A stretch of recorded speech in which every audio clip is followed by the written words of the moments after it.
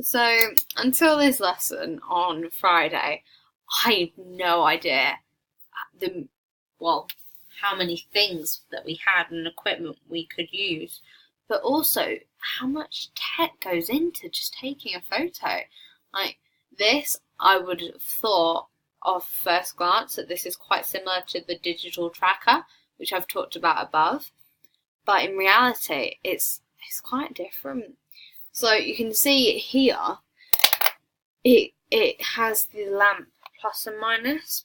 So basically, what that does is that if you select the light, you can change the you can change the intensity of it without touching it. So say if it's up in the corner of the room, you can change it just by the remote. But it has to be attached to the camera, otherwise it won't connect to that, which won't send the signal away. It just isn't. It needs to be attached. It's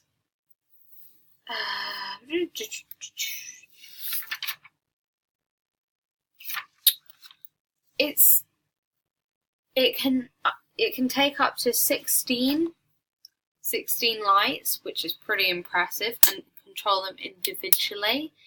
It's similar to the digital trigger, except that it doesn't control the flashes, it just controls the lights, as it says in the title. This, if you don't have this, then you can't use, if for example, you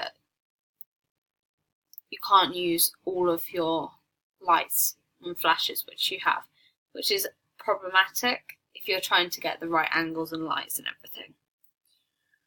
Yeah, it's pretty good actually. I have no idea that that even existed. And I'm very happy about that lesson because I learned so much in it, and I've actually taken the majority of it in.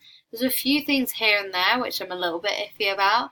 To be fair, that's mainly the lenses and what they're best suited for. But everything else, I feel as though it's really sunk into my head already, which is a good thing.